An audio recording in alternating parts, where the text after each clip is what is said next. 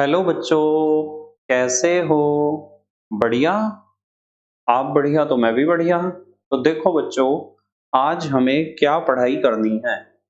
आज है हमारे पास बीएससी फर्स्ट सेम का वीडियो नंबर 65, या फिर हम कह सकते हैं कि ये फोर्थ चैप्टर का वीडियो नंबर 13 है। और इसमें हमें डिस्कस करना है आज ऑर्गेनिक केमिस्ट्री का बिल्कुल बेस, यानी ऑर्गेनिक केमिस्ट्री यदि आपको सीखनी है तो आज से हम ऑर्गेनिक केमिस्ट्री की नींव डालनी शुरू कर रहे हैं। इसलिए आपको बहुत ध्यान से समझना पड़ेगा। आज हम डिस्कस करेंगे effects produced by electronic displacement in organic compounds, यानी कार्बनिक अणुओं में इलेक्ट्रॉनिक विस्थापन द्वारा उत्पन्न प्रभाव। जितने भी हमारे ऑर्गेनिक मॉलिक्यूल्स होते हैं उनमें इलेक्ट्रॉन अपनी जगह बार बार बदलते हैं, और इलेक्ट्रॉनों को अपनी जगह बदलने के कारण, जो इलेक्ट्रॉन अपनी जगह बदलते हैं उसके कारण उन ऑर्गेनिक कंपाउंड्स में कुछ स्पेशल इफेक्ट्स यानी कोई विशेष प्रभाव हमें देखने को मिलते हैं। और उन सभी प्रभावों को आज से हमें पढ़ना शुरू करना है। इसे आप शॉर्ट में कह सकते हो इलेक्ट्रॉनिक डिस्प्लेसमेंट इफेक्ट।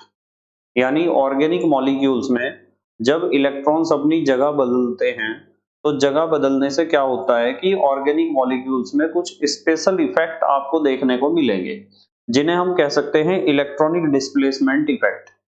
अब यहाँ जो है सबसे पहला सवाल बच्चों के दिमाग में ये आता है कि सर, जितने भी ऑर्गेनिक कंपाउंड्स हैं उन ऑर्गेनिक कंपाउंड्स में इलेक्ट्रॉन अपनी जगह बदलकर कुछ स्पेशल इफेक्ट आखिरकार क्यों दिखाते हैं? क्या आवश्यकता है इस चीज की कि इलेक्ट्रॉन अपनी जगह बदलें और कुछ विशेष प्रकार के प्रभाव दिखाएं?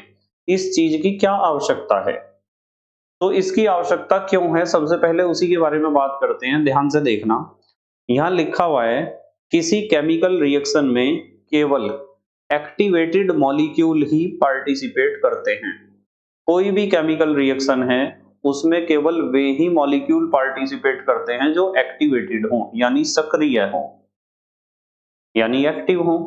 और उन्हें सक्रिय होने के लिए कोई ना कोई रास्ता तो ढूंढना पड़ेगा, क्योंकि जब वे सक्रिय होंगे मॉलिक्यूल्स, जब वे एक्टिवेट होंगे तभी तो वे रिएक्शन में पार्टिसिपेट कर पाएंगे।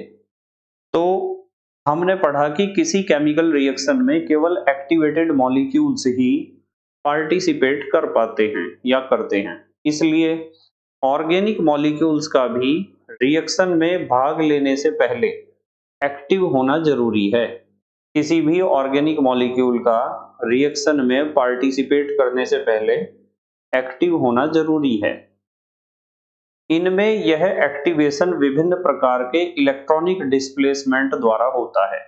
तो जो हमारे ऑर्गेनिक मॉलिक्यूल्स होते हैं उनकी इच्छा है या उनकी मजबूरी है कि उन्हें किसी स्पेशल रिएक्शन में हिस्सा लेना है, और स्पेशल रिएक्शन में वो ही हिस्सा लेगा जो पहले से एक्टिवेट होगा, यानी सक्रिय होगा, एक्टिवेटेड होगा। और एक्टिवेटेड या एक्टिवेट या सक्रिय होने के लिए उन्हें अपने इलेक्ट्रॉनों को इधर उधर करके कुछ स्पेशल इफेक्ट दिखाने पड़ेंगे जिससे वे एक्टिवेट हो जाएंगे। तो ये बात आपको समझ में आई कि इलेक्ट्रॉनिक डिस्प्लेसमेंट आखिरकार ऑर्गेनिक मॉलिक्यूल्स में क्यों होता है। हमने पढ़ा कि किसी केमिकल रिएक्शन में केवल एक्टिवेटेड मॉलिक्यूल्स ही पार्टिसिपेट करते हैं। इसलिए ऑर्गेनिक मॉलिक्यूल्स का भी रिएक्शन में भाग लेने से पहले एक्टिव होना जरूरी है। इनमें यह एक्टिवेशन विभिन्न प्रकार के इलेक्ट्रॉनिक डिस्प्लेसमेंट द्वारा होता है। अब ये जो इलेक्ट्रॉनिक डिस्प्लेसमेंट है ये दो तरह के होते हैं। इलेक्ट्रॉनिक डिस्प्लेसमेंट टू टाइप्स के होते हैं।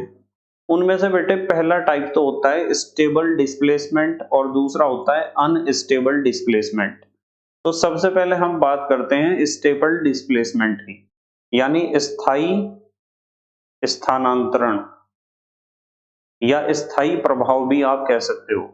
मतलब जब इलेक्ट्रॉन अपनी जगह से हट जाता है या किसी नई जगह चला जाता है और परमानेंटली चला जाता है, तो जब इलेक्ट्रॉन अपनी जगह से परमानेंटली चला गया या फिर इफेक्ट परमानेंटली देखने को मिल ही रहा है हमें किसी मॉलिक्यूल में, तो ऐसे इफेक्ट को हम स्टेबल इफेक्ट या स्टेबल डिस्प्लेसमेंट कहते हैं। और एक होते हैं अनस्टेबल डिस्प्लेसमेंट। अनस्टेबल डिस्प्लेसमेंट में होते हैं जो किसी विशेष समय पर ही आपको देखने को मिलेगा डिस्प्लेसमेंट इलेक्ट्रॉन्स का। देखो मैं इस चीज को दूसरे तरीके से समझाता हूं आपको। Stable displacement is also called as stable effect, यानी स्थायी प्रभाव। इलेक्ट्रॉन डिस्प्लेसमेंट इफेक्ट दो तरह के होते हैं, एक तो होते हैं स्टेबल, एक होते हैं अनस्टेबल। अब स्टेबल कैसे होते हैं और अनस्टेबल इफेक्ट कैसे होते हैं, इस चीज को मैं एक दैनिक जीवन से जुड़े हुए उदाहरण से आपके सामने एक्सप्लेन करूंगा। आप समझने का प्रयास करना। देखो स्टेबल इफेक्ट कैसा होता है। स्टेबल इफेक्ट ऐसा होता है कि किसी परिवार में, किसी घर में नाश्ते का सामान जैसे बिस्किट, नमकीन, मिठाई वगैरह परमानेंटली रखा रहता है घर पे। जब कोई मेहमान आता है तो मेहमान के आने पर बिस्किट, नमकीन, मिठाई वगैरह लेने बाहर नहीं जाना पड़ता। तो यदि आपके घर में मेहमानों के लिए नाश्ता परमानेंटली रखा रहता है, जो भी कोई मेहमान आएगा उसे आप आराम से किचन में से अपने नाश्ता दे सकते हो चाय के साथ।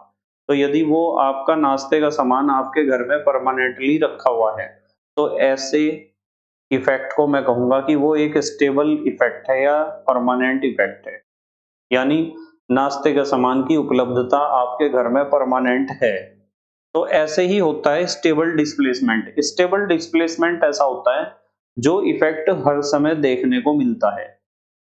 पर कुछ परिवार तो ऐसे होते हैं, कुछ घर तो ऐसे होते हैं जिनके घर में नाश्ते का बिस्किट, नमकीन, मिठाई, जो भी कुछ खाने पीने का सामान है नाश्ते का, वो परमानेंटली घर पर नहीं रखा होता।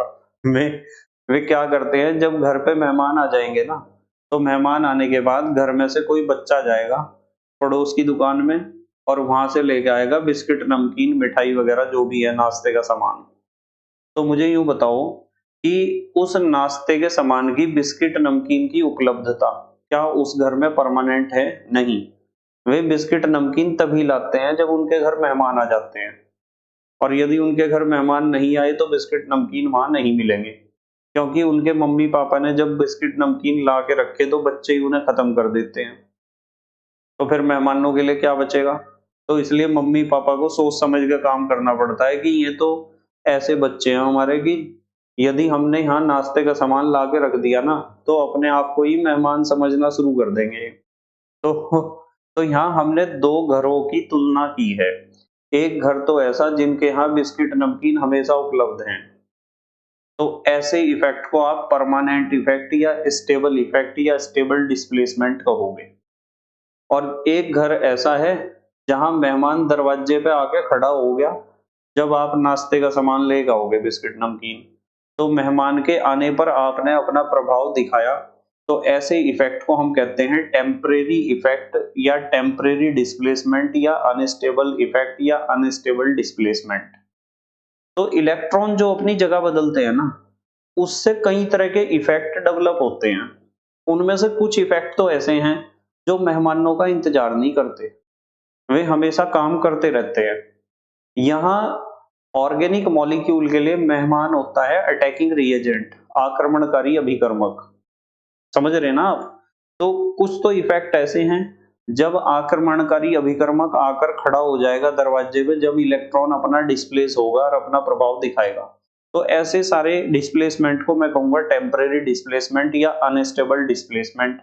और स्टेबल डिस्प्लेसमेंट में होंगे जो परमानेंटली आपको देखने को मिलेंगे, चाहे मेहमान यानी अटैकिंग रिएजेंट दरवाजे पर खड़ा हो या ना खड़ा हो, इससे कोई फर्क नहीं पड़ता।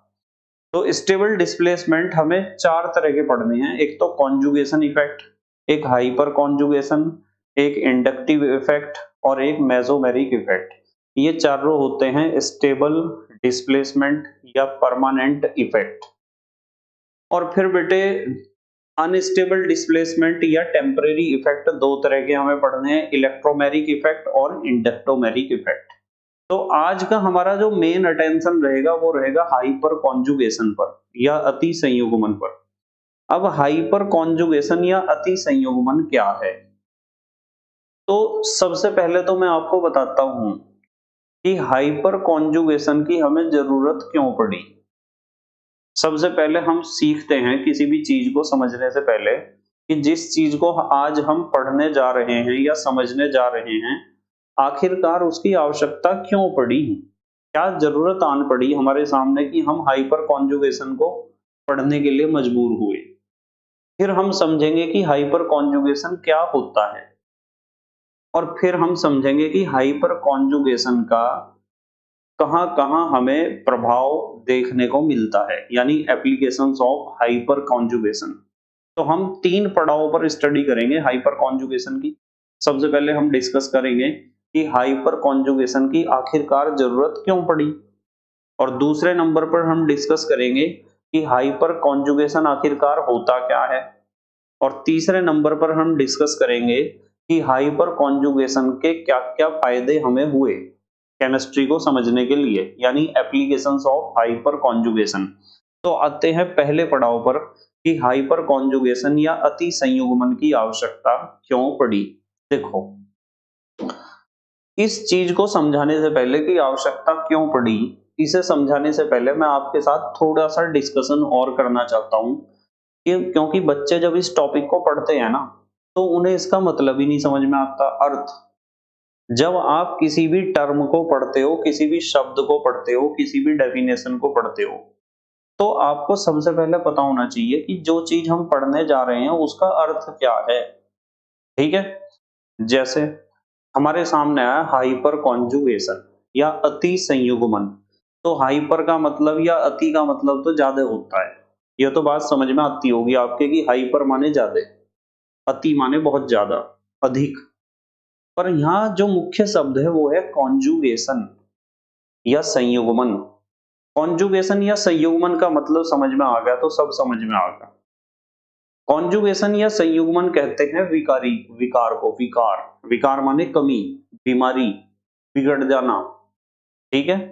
तो जब किसी मॉलिक्यूल में, मान लो कोई ऑर्गेनिक मॉलिक्यूल है और उसमें क्या हुआ, इलेक्ट्रॉन्स ने अपनी जगह कुछ इस तरीके से बदली कि स्ट्रक्चर में एक विकार आ गया। स्ट्रक्चर माने संरचना। उस मॉलिक्यूल का जो संरचना था, जो उसका स्ट्रक्चर था, उसमें कुछ बीमारी आ गई, बीमारी घुस गई उसमें, आ गया कोई, उसमें कोई विकार आ गया। तो विकार आने को या बीमारी आने को या बदल जाने को या बिगड़ जाने को कहते हैं संयुग्मन। इस चीज को दिमाग में घुसा लो, संयुग्मन का मतलब है गड़बड़ी मच जाना, बीमारी घुस जाना, विकार आ जाना। अब देखो, अर्थ हमें समझ में आ गया। अब हम पढ़ेंगे कि हाइपर कॉन्जुगेशन की जरूरत क्यों पड़ी। तो नॉर्मली यदि आप बात करते हो इंडक्टिव इफेक्ट की, तो इंडक्टिव इफेक्ट, ठीक है, 11th 12th में भी आपने पढ़ा है इंडक्टिव इफेक्ट। हिंदी में कहते हैं प्रेरणिक प्रभाव। इंडक्टिव इफेक्ट में एल्काइल ग्रुप्स यानी आर के द्वारा इलेक्ट्रॉन मुक्त होने का क्रम या प्लस आई इफेक्ट का क्रम होता है। टर्सरी एल्काइल सबसे ज्यादा प्लस आई इफेक्ट दिखाता है, यानी टर्सरी एल्काइल ग्रुप जो भी होगा उसकी इलेक्ट्रॉन को अपने से दूर भगाने की क्षमता सबसे ज्यादा होगी, या फिर कह दो कि इलेक्ट्रॉन मुक्त करने की क्षमता सबसे ज्यादा टर्सरी एल्काइल की होती है, फिर सेकेंडरी एल्काइल की, फिर प्राइमरी एल्काइल की। पर आपके दिमाग में सवाल आ रहा होगा कि सर ऐसा क्यों, मतलब आप क्यों बोल रहे हैं ऐसा कि टर्सरी एल्काइल की सबसे ज्यादा क्षमता होती है? देखो मैं बताता हूं क्यों।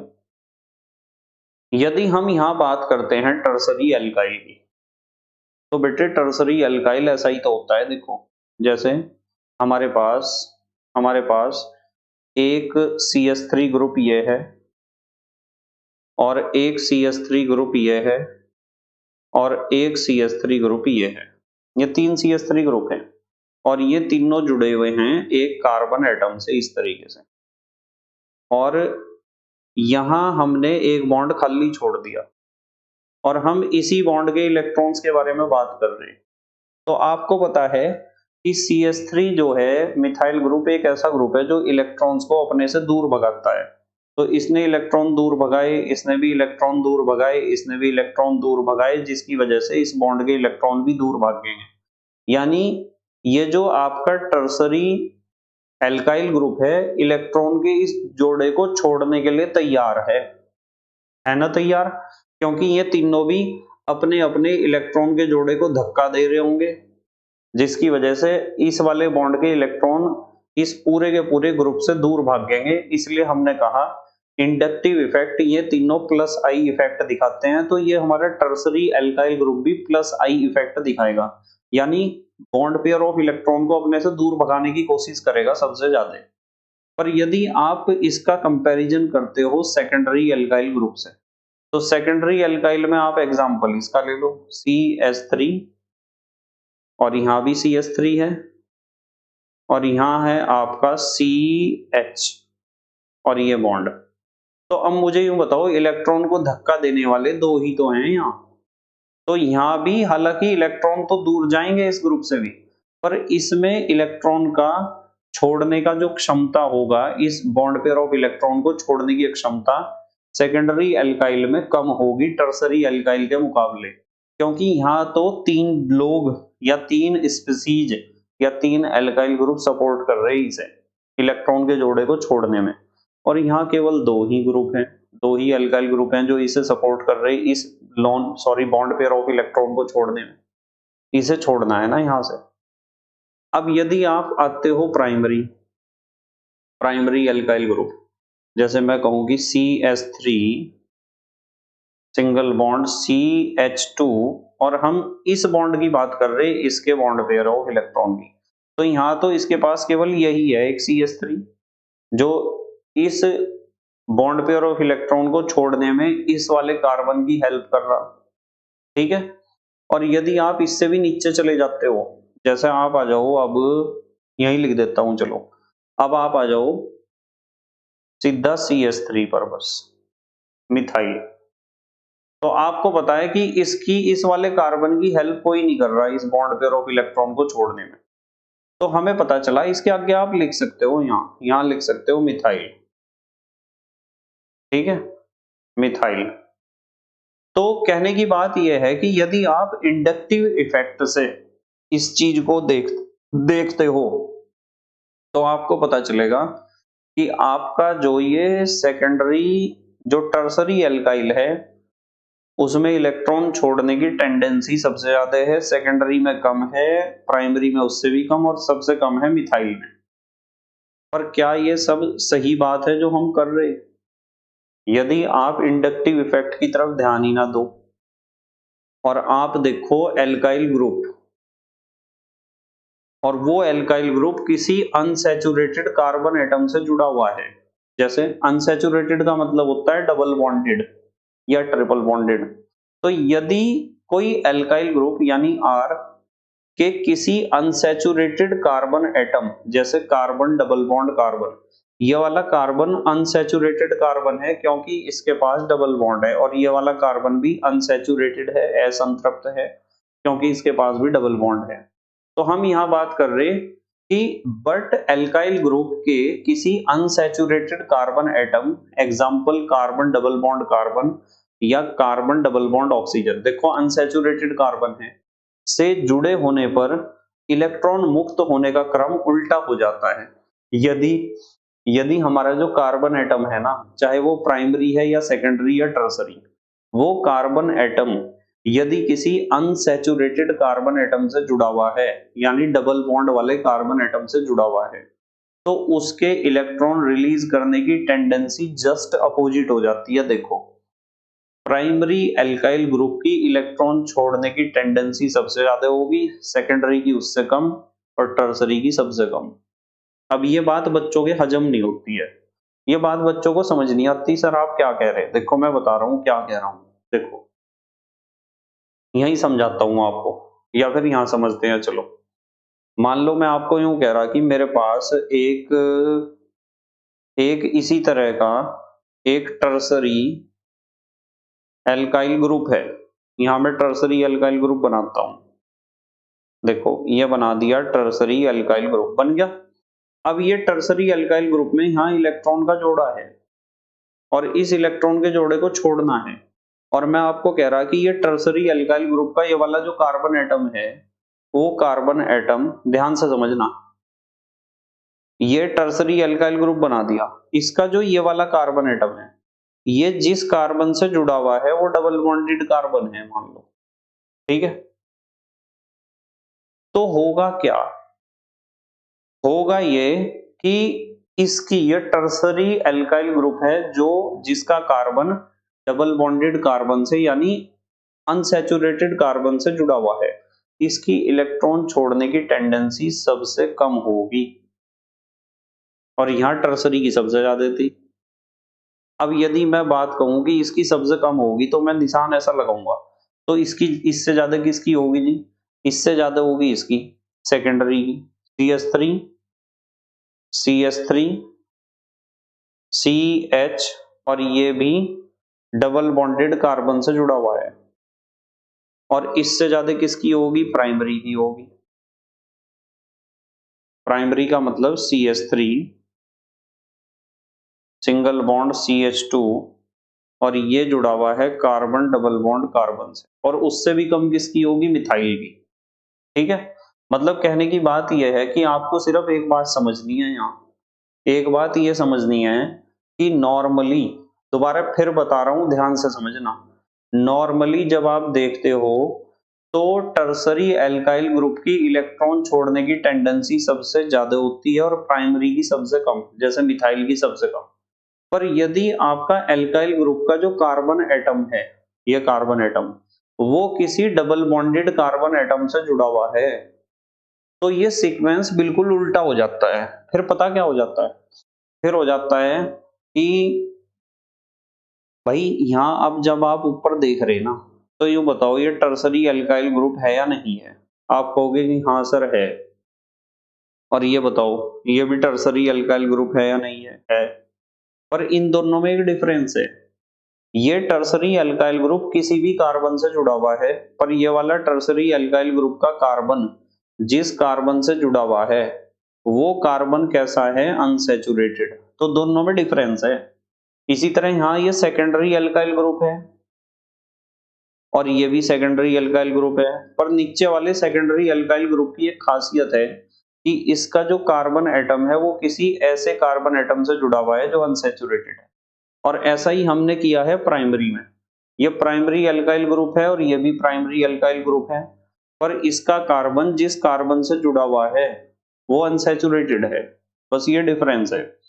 तो यदि हमारा एल्काइल ग्रुप का कार्बन एटम किसी अनसैचुरेटेड कार्बन एटम से जुड़ा हुआ होता है, तो इलेक्ट्रॉन छोड़ने की टेंडेंसी उल्टी हो जाती है इसके मुकाबले जो ऊपर लिखवाई, यानी जो हमारा 3 डिग्री एल्काइल ग्रुप है, टर्सरी एल्काइल ग्रुप, उसकी इलेक्ट्रॉन छोड़ने की टेंडेंसी सबसे कम होगी और सेकेंडरी की होगी उससे ज्यादा, और सेकेंडरी से ज्यादा होगी प्राइमरी एल्काइल ग्रुप की, और प्राइमरी से भी ज्यादा होगी CH3 की। ठीक है, CH3 भी तो एक एल्काइल ग्रुप है, मिथाइल एल्काइल ग्रुप।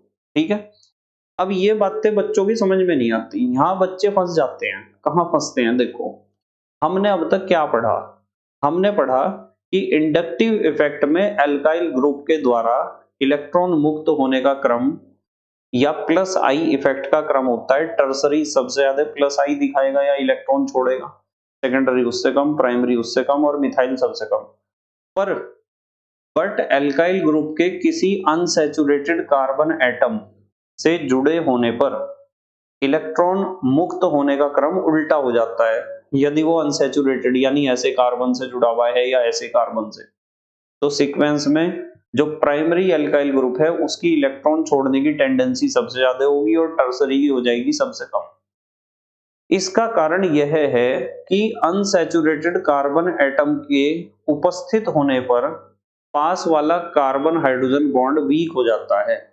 ठीक है, मतलब यदि अनसैचुरेटेड कार्बन एटम उपस्थित होगा ना, अनसैचुरेटेड कार्बन एटम प्रेजेंट होगा, जैसे यहाँ अनसैचुरेटेड कार्बन एटम प्रेजेंट है, तो हमारा जो कार्बन वाला जो बॉन्ड है, पास वाला कार्बन हाइड्रोजन का जो बॉन्ड है, ठीक है, मतलब ये तो अल्फा कार्बन है। ठीक है, यहाँ जो कार्बन हाइड्रोजन वाला बॉन्ड है वो क्या हो जाता है? कमजोर हो जाता है, बहुत ज्यादा कमजोर हो जाता है। ठीक है, देखो अभी समझा रहा मैं, जैसे कि यहाँ हम समझ सकते हैं कि हमारे पास ये एक एल्काइल ग्रुप है, इस एल्काइल ग्रुप को देख लो आप, ये अल्काइल ग्रुप ऐसा है, कार्बन हाइड्रोजन, यहाँ भी हाइड्रोजन होगा, यहाँ भी हाइड्रोजन या अल्काइल ग्रुप होंगे। और ये कार्बन जिस कार्बन से जुड़ा हुआ है वो डबल बॉन्डेड है, यानी इसे आप कहोगे कि ये अनसैचुरेटेड कार्बन है, ये दोनों दोनों अनसैचुरेटेड हैं। तो होगा क्या, होगा ये कि हमारा जो ये वाला बॉन्ड है ना, सबसे पहली बात तो आप ये समझो कि ये जो कार्बन एटम है जो डबल बॉन्ड से जुड़ा हुआ है, इस कार्बन एटम को तो आप कहोगे, इस वाले कार्बन एटम को आप कहोगे अनसैचुरेटेड कार्बन एटम, असंतृप्त कार्बन परमाणु, और ये भी अनसैचुरेटेड कार्बन एटम है। और अनसैचुरेटेड कार्बन एटम के जस्ट बराबर वाला जो कार्बन एटम होता है इसे कहते हैं अल्फा कार्बन एटम। और अल्फा कार्बन एटम के ऊपर जो हाइड्रोजन जुड़ा हुआ है, ये हाइड्रोजन, इसे आप कहोगे अल्फा हाइड्रोजन। क्या कहोगे? Alpha hydrogen. तो अल्फा कार्बन और अल्फा हाइड्रोजन के बीच का जो बॉन्ड है ना, उस बॉन्ड में आपको पता है कितने इलेक्ट्रॉन होंगे? उसमें 2 इलेक्ट्रॉन होंगे ना।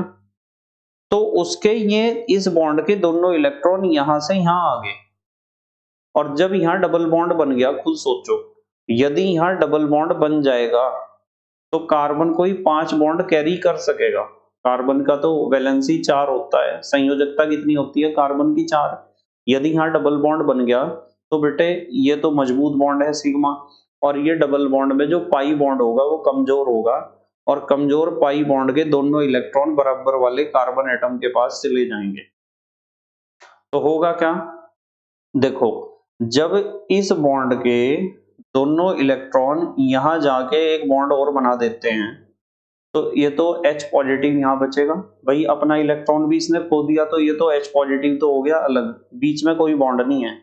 ये बॉन्ड पहले भी था अब भी है, ये बॉन्ड पहले भी था अब भी है, पर यहाँ बन गया आपका डबल बॉन्ड। और ये कार्बन ज्यों का त्यों है, ये सिंगल बॉन्ड बन गया। डबल बॉन्ड के दोनों इलेक्ट्रॉन इधर चले गए, देखो ये रहे दोनों इलेक्ट्रॉन और नेगेटिव चार्ज। तो मुझे यूं बताओ कि H पॉजिटिव इसने आसानी से H पॉजिटिव को अलग नहीं कर दिया क्या? कर दिया ना अलग। तो इसे कहते हैं हाइपर कॉन्जुगेशन। ठीक है, यानी यहां से इलेक्ट्रॉन जो है वो फ्री हो गए। ये इलेक्ट्रॉन का जोड़ा यहाँ बॉन्ड से अलग होके खाली पड़ा हुआ इलेक्ट्रॉन का जोड़ा, देखो कार्बन के ऊपर। तो हम क्या कहेंगे? हम कहेंगे कि ये जो अनसैचुरेटेड कार्बन एटम था, इसके बराबर वाला जो कार्बन, अल्फा कार्बन और हाइड्रोजन के जो बीच का बॉन्ड है वो कमजोर हो गया, और उसके दोनों इलेक्ट्रॉन यहाँ डबल बॉन्ड बना लिया, और यहाँ से पाई बॉन्ड बराबर वाले कार्बन पे पहुंच गया। 2 इलेक्ट्रॉन यहाँ चले गए नेगेटिव चार्ज। इलेक्ट्रॉन मुक्त होने की इस प्रोसेस को हाइपर कॉन्जुगेशन या बेकर नाथन प्रभाव, बेकर नाथन इफेक्ट भी कहते हैं, या सिग्मा पाई कॉन्जुगेशन कहते हैं। इसके 3 नाम आपको याद रखने हैं, वैसे एक और नाम भी है इसका, वो भी बताऊंगा। नॉन बॉन्ड रेजोनेंस, या बॉन्ड लेस रेजोनेंस, या रेजोनेंस विदाउट बॉन्ड। ठीक है, तो इलेक्ट्रॉन मुक्त होने के इस प्रोसेस को हाइपर कॉन्जुगेशन या बेकर नाथन प्रभाव या सिग्मा पाई कॉन्जुगेशन कहते हैं। ठीक है, इसे रेजोनेंस विदाउट बॉन्ड भी कहते हैं, क्योंकि इसमें रेजोनेटिंग स्ट्रक्चर्स में कार्बन व H पॉजिटिव के बीच कोई बॉन्ड नहीं होता है। देखो यहाँ देखो, कार्बन और H पॉजिटिव के बीच कोई बॉन्ड है क्या? नहीं, कोई बॉन्ड है नहीं इसके बीच। मतलब इस स्ट्रक्चर से इस स्ट्रक्चर को बनाना आपको आना चाहिए। देखो कैसे बनाते हैं, मैं एक बार आपको इसका रिवीजन करवा देता हूं, कभी आप एग्जाम में गलत करके आओ। देखो, ये हमारे पास एक अनसैचुरेटेड कार्बन एटम है, एक अनसैचुरेटेड कार्बन एटम मैंने यहां बना दिया। इस अनसैचुरेटेड कार्बन एटम से जुड़ा हुआ है एक कार्बन एटम, जिसके पास हमने एक हाइड्रोजन एटम दिखाया, इधर भी हाइड्रोजन हो सकता है इधर भी, और ऐसा भी हो सकता है यहाँ कोई अल्काइल ग्रुप हो और यहाँ कोई अल्काइल ग्रुप हो।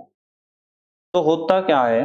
होता ये है कि इसके ये इस बॉन्ड के दोनों इलेक्ट्रॉन यहाँ आ जाते हैं इस जगह, और जब यहाँ आएंगे तो ये कार्बन 5 बॉन्ड तो बना नहीं सकता, तो इसका जो पाई बॉन्ड है, उस पाई बॉन्ड के दोनों इलेक्ट्रॉन इस कार्बन के सिर पे जाके बैठेंगे, और जब सिर पे जाके बैठेंगे तो स्थिति क्या बनेगी? देखो, स्थिति ये बनेगी कि ये तो आपका एल्काइल ग्रुप है, मान लो ये कार्बन एटम है, नीचे एल्काइल ग्रुप।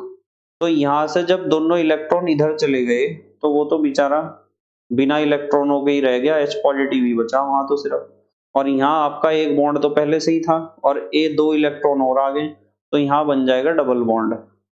और ये कार्बन है और इसके पास एक बॉन्ड और है। अब मुझे बताओ, ये 5 बॉन्ड तो बना नहीं सकता है कार्बन, इसके दोनों इलेक्ट्रॉन यहाँ शिफ्ट हो गए, तो यहाँ सिंगल बॉन्ड बचेगा। ये कार्बन, यहाँ बॉन्ड और ये पड़ा एक इलेक्ट्रॉन का जोड़ा, जिसकी वजह से इसके ऊपर आया है नेगेटिव चार्ज।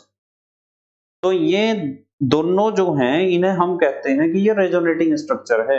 और रेजोनेटिंग स्ट्रक्चर भी कैसा? अनुनादी संरचना कैसी? जिसमें कोई बॉन्ड नहीं है। देखो आप ध्यान से, यूं बताओ, इस वाले H पॉजिटिव और इस वाले कार्बन के बीच बॉन्ड है क्या? कोई भी बॉन्ड नहीं है इनमें। तो इसलिए कहते हैं इसे नॉन बॉन्ड रेजोनेंस, या रेजोनेंस विदाउट बॉन्ड, या बॉन्डलेस रेजोनेंस, या बेकर नेथन इफेक्ट, ठीक है, या सिग्मा पाई कॉन्जुगेशन। बहुत सारे नाम है इसके। आ रहा ना समझ में? मतलब इस स्ट्रक्चर से इस स्ट्रक्चर को बनाना आपको आना चाहिए, बिल्कुल हर एक हालत में आना चाहिए इस स्ट्रक्चर से इस स्ट्रक्चर को बनाना। चलो अगली बात करते हैं। देखो, इलेक्ट्रॉन मुक्त होने की इस प्रोसेस को हाइपर कॉन्जुगेशन या बेकर नाथन प्रभाव या सिग्मा पाई कॉन्जुगेशन कहते हैं। इसे रेजोनेंस विदाउट बॉन्ड भी कहते हैं, बिकॉज इसमें रेजोनेटिंग स्ट्रक्चर्स में कार्बन व H पॉजिटिव के बीच कोई बॉन्ड नहीं होता है, ठीक है। और बेटे, hyperconjugation is directly proportional to the number of alpha hydrogen atoms. Hyperconjugation इस बात पर डिपेंड करता है कि उस कंपाउंड में अल्फा हाइड्रोजन एटम कितने हैं। अब सवाल ये खड़ा होता है बच्चों के दिमाग में कि सर अल्फा हाइड्रोजन एटम का कैसे पता चलेगा? कौन से hydrogen atom alpha hydrogen atom होते हैं? चलो इस चीज को क्लियर करता हूं मैं। देखो, मान लो हम कार्बन डबल बॉन्ड कार्बन की बात कर रहे हैं और इधर भी हमारे पास एक कार्बन ये जुड़ा हुआ है और एक कार्बन ये जुड़ा हुआ है। अब देखना ध्यान से, मैंने आपको कहा कि इस वाले कार्बन पर जो हमने ग्रीन कलर से बनाया, इस कार्बन को कहते हैं हम अल्फा कार्बन, यानी जो अनसैचुरेटेड कार्बन है ना, ये आपको पता है कि ये वाला कार्बन क्या है? अनसैचुरेटेड, और ये भी अनसैचुरेटेड कार्बन है।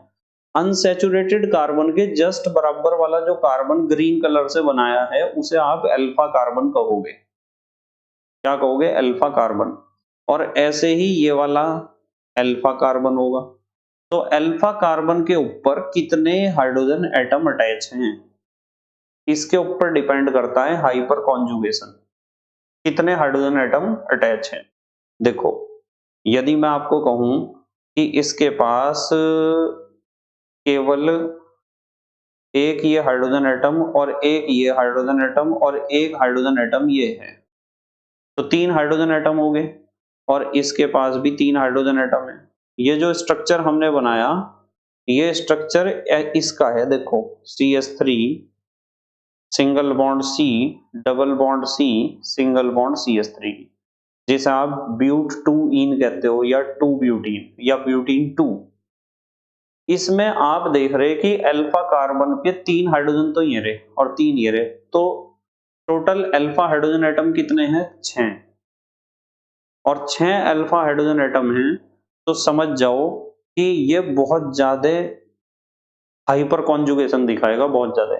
इसकी हालत बहुत ज्यादा बिगड़ेगी, इसमें बहुत ज्यादा विकार डेवलप होगा, बहुत ज्यादा बीमारी आएगी इसके अंदर, समझ रहे हैं ना? तो यदि मैं आपको कहूं कि मेरे पास एक ऐसा कंपाउंड है जिसमें इतने ज्यादा हाइड्रोजन एटम नहीं है, अल्फा हाइड्रोजन एटम कम है, अल्फा हाइड्रोजन एटम कम है, किस तरह हो सकता है?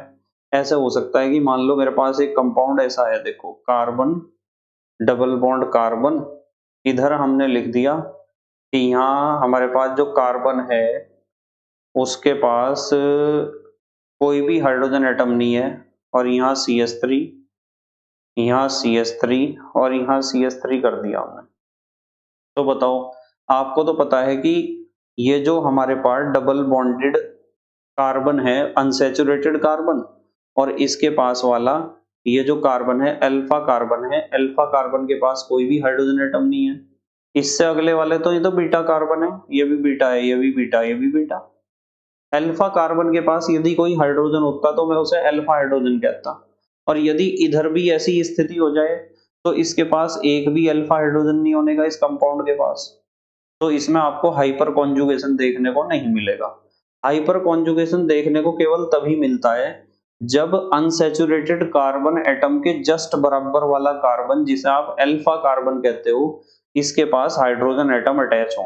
तो अल्फा कार्बन पर जो हाइड्रोजन एटम अटैच होते हैं उन्हें हम कहते हैं अल्फा हाइड्रोजन एटम। जितने ज्यादा अल्फा हाइड्रोजन एटम होंगे उतना ज्यादा ही आपको ये इफेक्ट देखने को मिलेगा। तो यहाँ लिखा हुआ है कि hyperconjugation is directly proportional to the number of alpha hydrogen atoms. जैसे मिथाइल, मिथाइल आपके पास जो है, मिथाइल एक एल्काइल ग्रुप है और मिथाइल में सबसे ज्यादा आपको क्या देखने को मिलेगा, हाइपर कॉन्जुगेशन। और यदि 1 डिग्री अल्काइल ग्रुप में जाते हो तो सब उससे कम मिलेगा, सेकेंडरी में उससे कम, टर्सरी में हाइपर कॉन्जुगेशन सबसे कम मिलेगा। अब फिर सवाल खड़ा हुआ कि सर समझ में नहीं आ रहा कुछ। देखो मैं बताता हूं, अभी पता चल जाएगा आपको। यूं बताओ, ये मिथाइल ग्रुप है CH3, इसे मैं खोल के बनाता हूं। यही कार्बन, एक हाइड्रोजन यहां बना दिया, एक हाइड्रोजन यहां बना दिया, एक हाइड्रोजन यहां बना दिया, बन गया मिथाइल।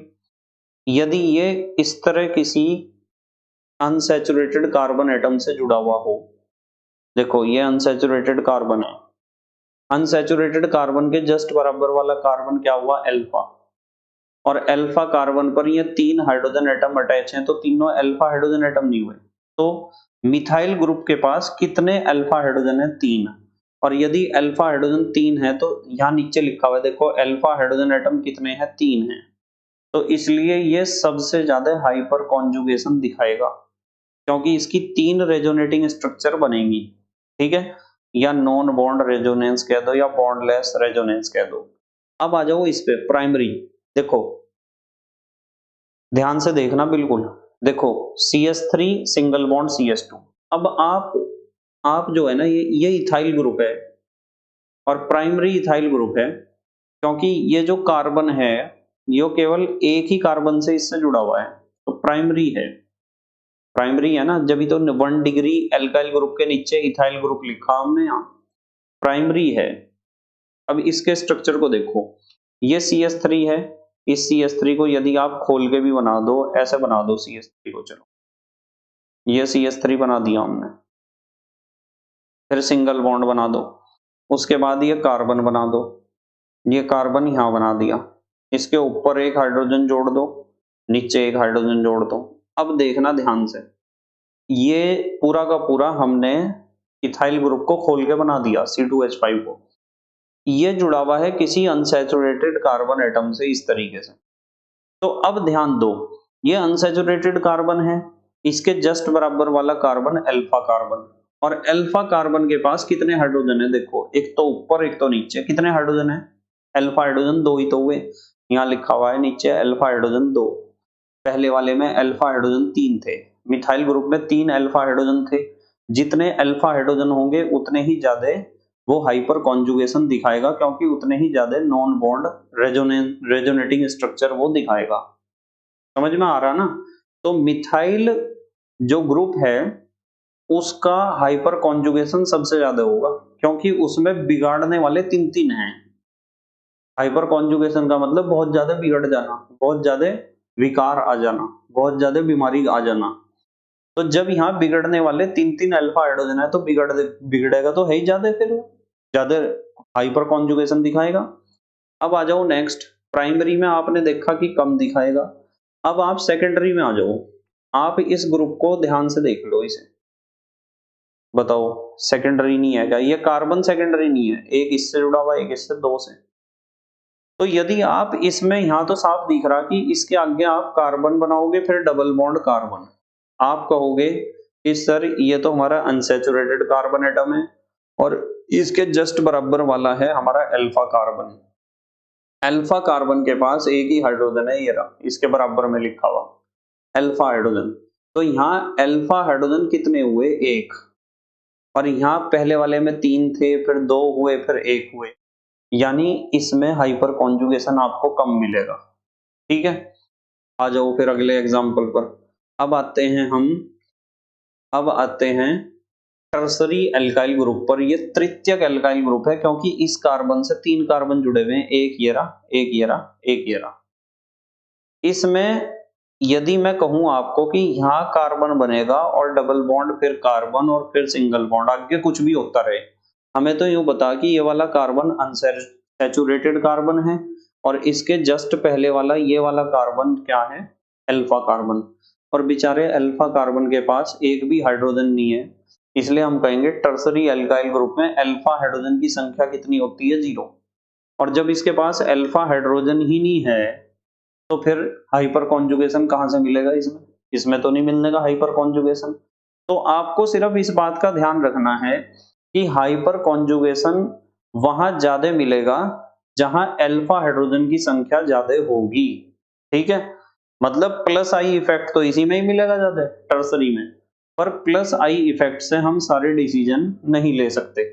देखो यहाँ लिखा हुआ है hyperconjugation is directly proportional to the number of alpha hydrogen atoms. Alpha hydrogen methyl में CH3 में कितने हैं, 3। प्राइमरी अल्काइल ग्रुप यानी इथाइल में कितने हैं, 2। सेकेंडरी अल्काइल ग्रुप यानी आइसोप्रोपाइल में कितने हैं, 1 अल्फा हाइड्रोजन है, ये रहा सिर्फ। और टर्सरी अल्काइल ग्रुप यानी ये क्या है, 1 2 3 4। टर्सरी ब्यूटाइल ग्रुप में कितने हैं, अल्फा हाइड्रोजन 0, इस अल्फा कार्बन के पास एक भी हाइड्रोजन नहीं है। तो यदि कोई आपसे पूछेगा ना कि methyl, primary alkyl, secondary alkyl और टर्सरी अल्काइल, इसमें सबसे ज्यादा हाइपर कॉन्जुगेशन किस में देखने को मिलेगा, तो आपको बताना है मिथाइल में मिलेगा जी सबसे ज्यादा हाइपर कॉन्जुगेशन देखने को। इसमें मिलेगा मिथाइल में, और सबसे कम मिलेगा टर्सरी अल्काइल ग्रुप में। क्योंकि जो हाइपर कॉन्जुगेशन होता है वो डायरेक्टली प्रोपोर्शनल होता है number of alpha hydrogen atoms के। जिसके पास जितने ज्यादा अल्फा हाइड्रोजन एटम्स होंगे वो उतना ज्यादा हाइपर कॉन्जुगेशन दिखाएगा। और आपको एक बात बताऊं, जिसके पास जितने ज्यादा अल्फा हाइड्रोजन एटम होंगे वो उतना ज्यादा हाइपर कॉन्जुगेशन दिखाएगा, और जितने उसके पास अल्फा हाइड्रोजन एटम हैं उतने ही वो रेजोनेटिंग स्ट्रक्चर दिखाएगा, अनुनादी संरचनाएं उतनी ही बनाएगा। और जो भी मॉलिक्यूल या कंपाउंड जितने ज्यादा रेजोनेटिंग स्ट्रक्चर बनाता है ना वो उतना ही ज्यादा स्टेबल भी होता है। ये बात आपने रेजोनेंस में भी पढ़ी होगी कि stability is directly proportional to the number of resonating structures. किसी भी कंपाउंड की जितनी ज्यादा रेजोनेटिंग स्ट्रक्चर्स बनती हैं वो कंपाउंड उतना ही ज्यादा स्टेबल होता है। इस चीज को भी समझना पड़ेगा आपको। ठीक है, अब देखो जैसे एक एग्जांपल लगाते हैं हाइपर कॉन्जुगेशन इन प्रोपीन। देखो प्रोपीन है हमारे पास, प्रोपीन में हाइपर कॉन्जुगेशन कैसे हमें देखने को मिलता है। इस प्रोपीन को यहां से उठा लेता हूं मैं और फिर मैं आपको समझाऊंगा इसका हाइपर कॉन्जुगेशन। ठीक है, देखो मैंने इसे यहां से उठा लिया और प्रोपीन को यहां लगा दिया। अब इस प्रोपीन का हाइपर कॉन्जुगेशन मैं आपको बताऊंगा। देखो ये कार्बन है हमारे पास, ये कार्बन, और इस कार्बन के पास एक हाइड्रोजन यहाँ है, एक हाइड्रोजन यहाँ है, एक हाइड्रोजन यहाँ है। ठीक है, फिर ये हमारे पास कार्बन है, यहाँ हाइड्रोजन और फिर डबल बॉन्ड, इस कार्बन के पास 2 हाइड्रोजन, ये होता है प्रोपीन। इस प्रोपीन को समझना है बस हमें। ठीक है, इसे मैं ऊपर कर देता हूं, इस प्रोपीन को यहीं से ही समझेंगे। चलो अब आप एक बात बताओ मुझे, आप मुझे यूं बताओ कि ये वाला कार्बन अनसैचुरेटेड कार्बन है या नहीं है। आप कहोगे कि हाँ सर है। बेटे ये वाला कार्बन भी अनसैचुरेटेड कार्बन है या नहीं, आप कहोगे कि हाँ सर है। अब मुझे यूं बता दो कि ये वाला कार्बन अल्फा कार्बन है या नहीं है, आप कहोगे कि हाँ सर बिल्कुल अल्फा कार्बन है। और जब ये अल्फा कार्बन है तो ये और ये तीनों हाइड्रोजन अल्फा हाइड्रोजन है या नहीं है, कहोगे जी बिल्कुल जो आपने कह दिया वही सच है बस। तो इसका मतलब हमें पता चल गया ये अल्फा क्या है हमारे पास, ये हमारे पास अल्फा कार्बन है। अब होगा क्या, होगा ये कि तीन बातें होंगी, तीनों बातें ध्यान से समझना आप। ऐसा हो सकता है कि ये वाला हाइड्रोजन एटम जो है वो अपने, ये वाला हाइड्रोजन एटम अपने दोनों इलेक्ट्रॉन्स को यहां छोड़ दे, तो यहां डबल बॉन्ड बनेगा। और यदि यहाँ डबल बॉन्ड बना तो इस डबल बॉन्ड में से पाई बॉन्ड के दोनों इलेक्ट्रॉन यहाँ इसके सिर पे जाके बैठेंगे। फिर होगा क्या, यदि उसने ऊपर वाले ने अपना H पॉजिटिव आयन छोड़ दिया, यानी अपना इलेक्ट्रॉन का जोड़ा इधर छोड़ दिया, H पॉजिटिव आयन को अलग कर दिया, तो क्या बनेगा, यहाँ ये H पॉजिटिव आयन तो ऊपर रहेगा बेचारा अकेला, और नीचे ये हमारा, एक मिनट रुक जाओ जरा, थोड़ा सा इसे साइड में बनाता हूँ, ये H पॉजिटिव आयन तो रह गया हमारा अकेला, और इस H पॉजिटिव आयन के नीचे यहाँ कार्बन है। ठीक है, देखो H पॉजिटिव आयन और कार्बन के बीच तो कोई बॉन्ड ही नहीं है, बॉन्ड तो गया ना, यहाँ डबल बॉन्ड बना लिया। और यहाँ हमारे पास क्या है, H, इसके साथ कुछ नहीं हुआ, इसके साथ कुछ नहीं हुआ, अभी सिर्फ ये वाला H पॉजिटिव बिगड़ा सिर्फ, और ये सिंगल बॉन्ड, ये कार्बन, सिंगल बॉन्ड किस में बदल जाएगा, डबल बॉन्ड में, कार्बन हाइड्रोजन, और यहाँ दोनों इलेक्ट्रॉन पाई बॉन्ड पूरा इधर शिफ्ट कर गया, तो ये हो गया CH2, और CH2 के ऊपर आ गया ये इलेक्ट्रॉन का जोड़ा और नेगेटिव चार्ज। तो एक तो पहला तो रेजोनेटिंग स्ट्रक्चर ये बना भाई। ये स्ट्रक्चर कब बना, जब ऊपर वाला हाइड्रोजन एटम के दोनों इलेक्ट्रॉन का जो जोड़ा था, बॉन्ड पेयर ऑफ इलेक्ट्रॉन, वो यहाँ शिफ्ट कर गया, फिर मजबूरी थी इस पाई बॉन्ड को तो यहाँ शिफ्ट करना ही था। अब ऐसा भी तो हो सकता है, ध्यान से देखना बिल्कुल, ऐसा भी तो हो सकता है कि जो काम इस ऊपर वाले के साथ हुआ वो इस साइड वाले के साथ हो जाए, मतलब ऐसा हो जा कि इसके ये जो दोनों इलेक्ट्रॉन हैं वे दोनों इलेक्ट्रॉन यहाँ से घूम के यहाँ पहुंच जाए, डबल बॉन्ड बना ले, तो क्या होगा, ये जो इसकी बात कर रहा मैं, इस वाले की, तो H पॉजिटिव रह जाएगा अकेला,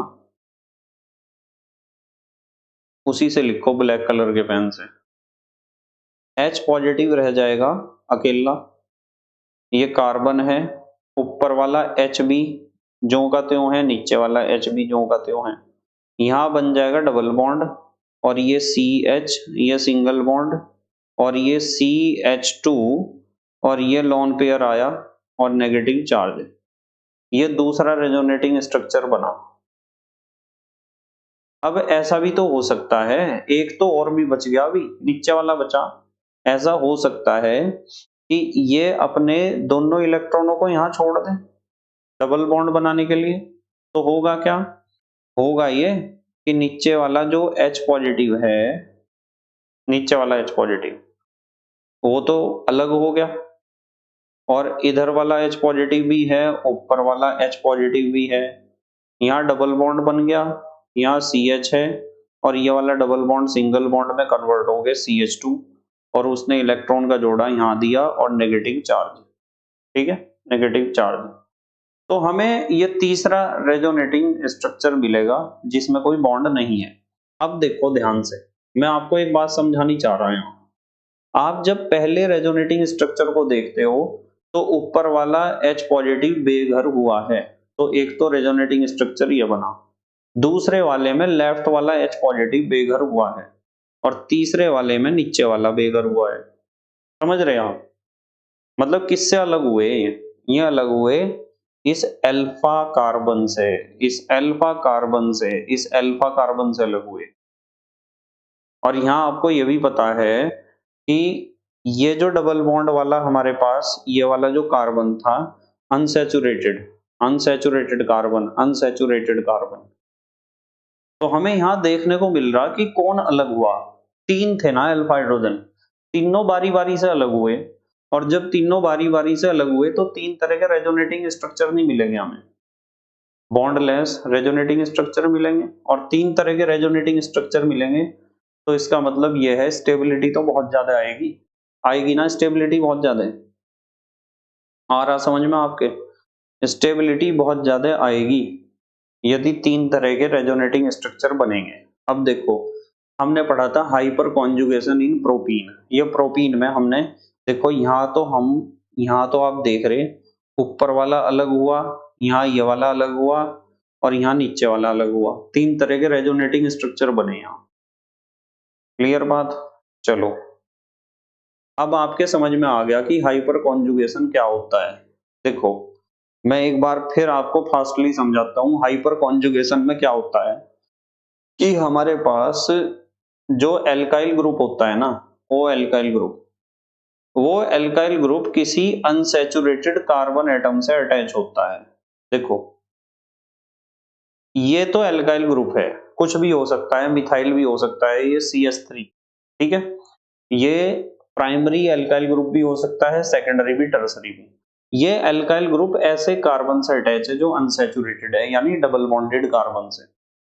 तो ऐसी स्थिति में क्या होता है कि इस एल्काइल ग्रुप के जो अटैच होते हैं इसके ऊपर अल्फा हाइड्रोजन एटम, वे उनमें विकार आ जाता है और उनका कार्बन और अल्फा हाइड्रोजन के बीच का जो सिग्मा बॉन्ड होता है उसमें विकार आ जाता है, बीमारी आ जाती है और वो अपने इलेक्ट्रॉन के जोड़े को छोड़ देता है, जिसकी वजह से H पॉजिटिव हो जाता है अलग। ठीक है, और जितने अल्फा हाइड्रोजन इसके पास होंगे ना उतने ही ज्यादा चांस बनेंगे हाइपर कॉन्जुगेशन के। बस इसे कहते हैं हाइपर कॉन्जुगेशन। अब देखो जरा यहाँ, अब हम नई चीज सीखेंगे, रिवर्स हाइपर कॉन्जुगेशन। रिवर्स माने उल्टा। मान लो आपके पास यहाँ अनसैचुरेटेड कार्बन एटम आपको दिखाई दे रहे हैं और उसके जस्ट बाद में अल्फा कार्बन आपको दिखाई दे रहा।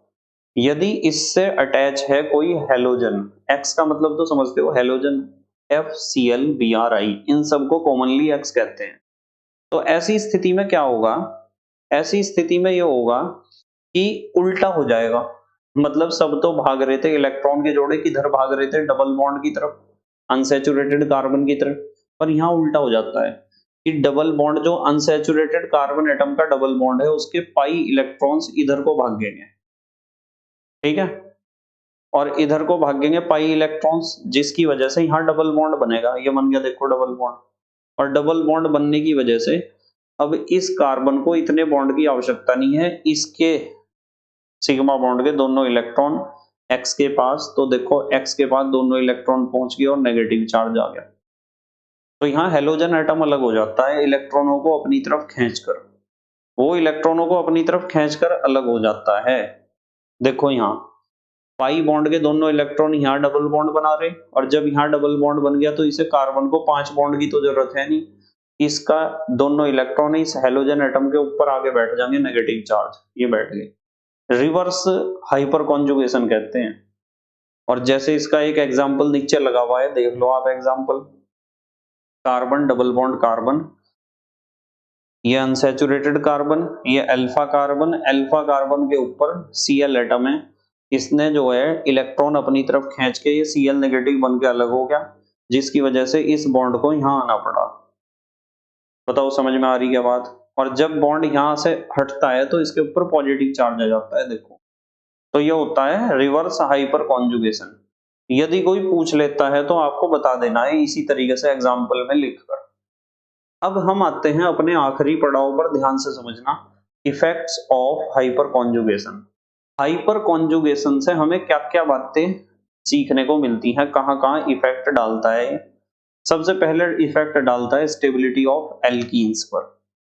किसी भी एल्कीन की स्टेबिलिटी हाइपर कॉन्जुगेशन पर काफी हद तक डिपेंड करती है, क्योंकि एल्कीन होता है डबल बॉन्डेड हाइड्रोकार्बन, और जब डबल बॉन्डेड है तो अनसैचुरेटेड है, और अनसैचुरेटेड कार्बन के जस्ट बराबर वाला जो कार्बन होता है उसे आप कहते हो अल्फा कार्बन। तो जितनी भी एल्कीन हैं उनके अल्फा कार्बन देख लो, अल्फा कार्बन से जुड़े हुए अल्फा हाइड्रोजन देख लो। किसी भी एल्कीन पर जितने ज्यादा अल्फा हाइड्रोजन एटम होंगे वो उतनी ही ज्यादा रेजोनेटिंग स्ट्रक्चर दिखाएगा, और जितनी ज्यादा रेजोनेटिंग स्ट्रक्चर वो दिखा रहा है उतना ही ज्यादा वो स्टेबल होगा। सीधी सी बात है, ये बात तो अब तक समझ में आ गई होगी आपके। एल्कीन किसे कहते हैं? डबल बॉन्डेड हाइड्रोकार्बन को कहते हैं ना एल्कीन। और डबल बॉन्डेड हाइड्रोकार्बन का जो वो कार्बन है जो डबल बॉन्ड से जुड़ा हुआ है उसे कहते हैं अनसैचुरेटेड कार्बन। और अनसैचुरेटेड कार्बन के जस्ट बराबर वाला जो कार्बन है उसे आप कहते हो अल्फा कार्बन।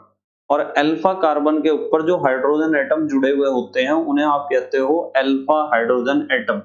तो आपको ध्यान रखना है सिर्फ कि अल्फा हाइड्रोजन एटम किसमें ज्यादा है।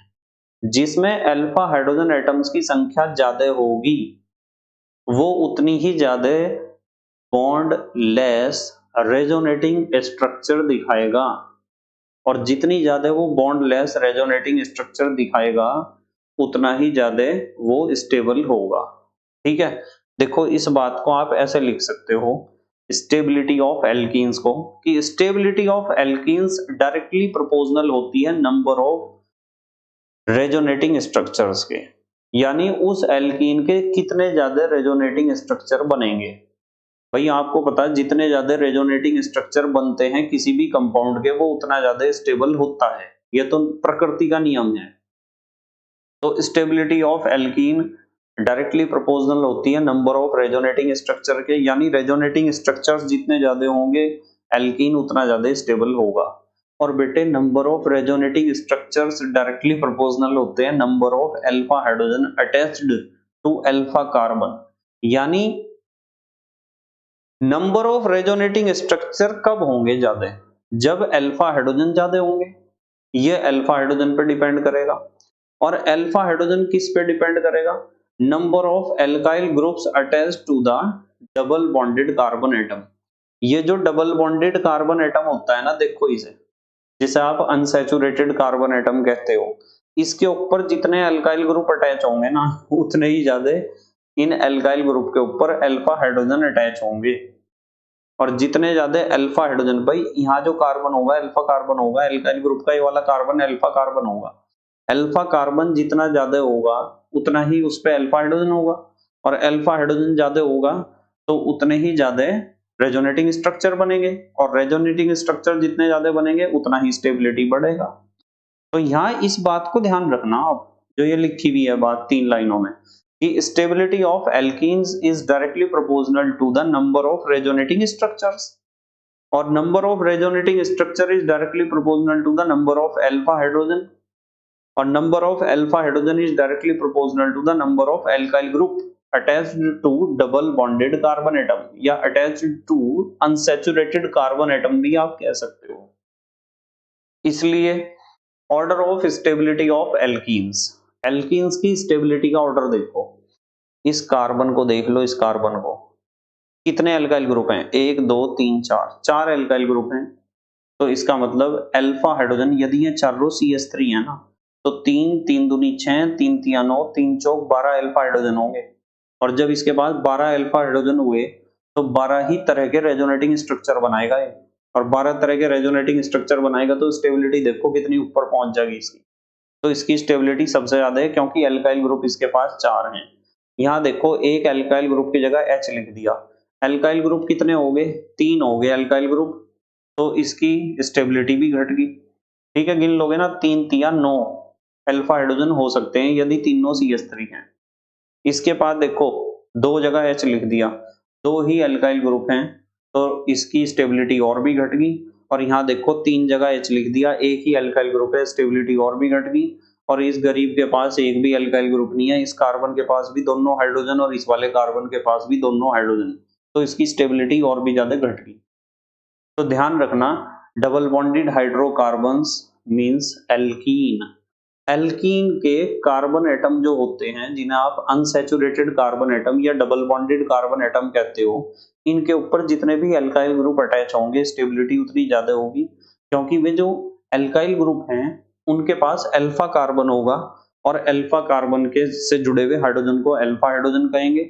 और अल्फा हाइड्रोजन जितने ज्यादा होंगे उतने ज्यादा रेजोनेटिंग स्ट्रक्चर बनेंगे जिसकी वजह से स्टेबिलिटी बढ़ेगी। ठीक है, अब आ जाओ नेक्स्ट, बहुत बढ़िया पॉइंट है ये सारे। एक और एग्जांपल देखो, propene is more stable then ethene. ये प्रोपीन बनाया हमने और ये इथीन बनाया, अब दोनों को अभी कंपेयर करवा रहा मैं।